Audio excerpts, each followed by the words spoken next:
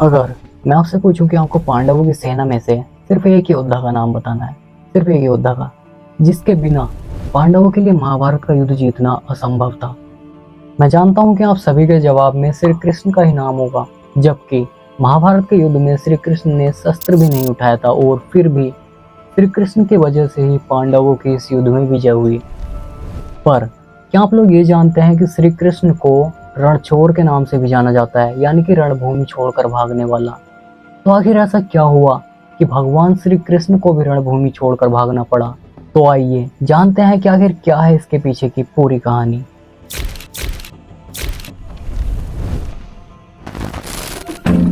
तो इस कहानी की शुरुआत होती है जब भगवान श्री कृष्ण अपने मामा कंस का वध कर देते हैं, और इस बात की खबर जब मामा कंस के ससुर जरासंध को मिलती है तो तभी से जरासंध श्री कृष्ण को अपना सबसे बड़ा दुश्मन मान लेता है और जरासंध ने अपनी सेना के साथ मथुरा पर आक्रमण कर दिया। बलराम और श्री कृष्ण ने मिलकर उसकी विशाल सेना के साथ घोर युद्ध किया और अंत में जरासंध को हराकर उसे बंदी बना लिया।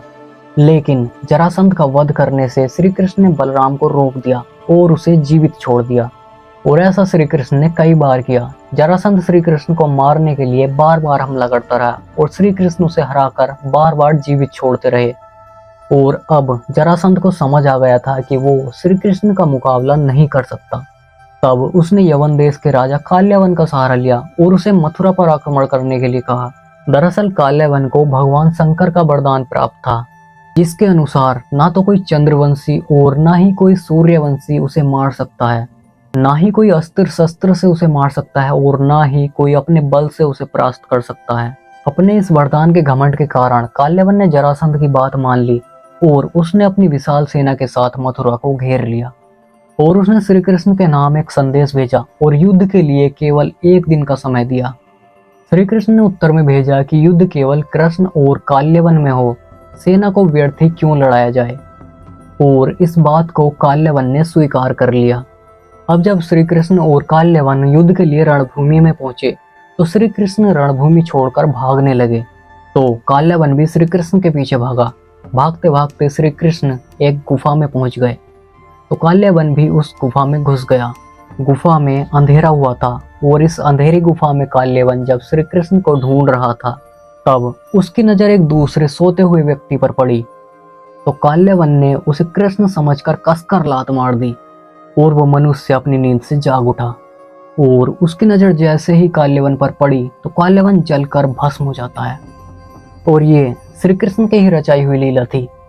दरअसल इस अंधेरी गुफा में इक्ष्वाकु वंश के राजा मानधाता के पुत्र राजा मुचकुंद गहरी नींद में सो रहे थे। राजा मुचकुंद ने असुरों से युद्ध करके देवताओं को विजय दिलाई थी।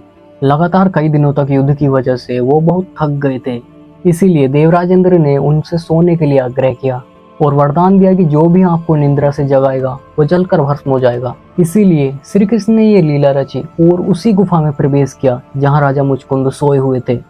अंधेरी गुफा में काल्यवन को लगा कि श्री कृष्ण छुपकर सो रहे हैं, इसीलिए उसने राजा मुचकुंद को श्री कृष्ण समझकर जगा दिया और राजा मुचकुंद के जागते ही काल्यवन जलकर भस्म हो गया। श्री कृष्ण की इस लीला के बाद से ही उनका नाम रणछोड़ भी पड़ गया।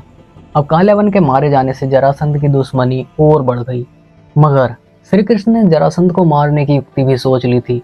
दरअसल जरासंध को किसी भी तरह से नहीं मारा जा सकता था, क्योंकि उसके दो टुकड़े होने के बाद भी वो पुनः जुड़कर जीवित हो जाता था। श्री कृष्ण ने पांडवों के साथ उसका वध करने के लिए उसी के राज्य में गए और उन्होंने जरासंध के अखाड़े में ही भीम से उसको चुनौती दिलवा दी। जरासंध को कुश्ती का बड़ा शौक था। भीम ने श्री कृष्ण के इशारे पर उसकी जंघा पकड़कर उसके दो टुकड़े कर दिए, लेकिन वो बार बार जुड़कर जीवित हो जाता था। तब 14वें दिन श्री कृष्ण ने एक तिनके को बीच में से तोड़कर उसके दोनों टुकड़े को विपरीत दिशा में फेंक दिया। भीम श्री कृष्ण के इशारे को समझ गए और उन्होंने वही किया। उन्होंने जरासंध के दो फाड़ करके उसके एक फाड़ को दूसरे फाड़ की ओर और दूसरे फाड़ को पहले फाड़ की दिशा में फेंक दिया, और इस तरह जरासंध का अंत हो गया। क्योंकि विपरीत दिशा में फेंके जाने से दोनों टुकड़े आपस में जुड़ नहीं पाए। महाभारत में अर्जुन को श्रीमद् भागवत का उपदेश देते समय श्री कृष्ण ने कहा है कि इस संसार में जो कुछ भी घटित होता है उसमें मेरी ही इच्छा शामिल होती है। तो दोस्तों, आपको ये वीडियो कैसा लगा कमेंट करके जरूर बताना, और अगर आप मुझे बताना चाहते हैं कि नेक्स्ट वीडियो किस टॉपिक पर होना चाहिए तो आप कमेंट करके बता सकते हैं। सो आई होप कि आपने इस वीडियो को तो लाइक कर ही दिया होगा। ऐसे और भी वीडियोस देखने के लिए इस चैनल को सब्सक्राइब भी कर लेना। मिलते हैं नेक्स्ट वीडियो में, तब तक आप सभी को राधे राधे।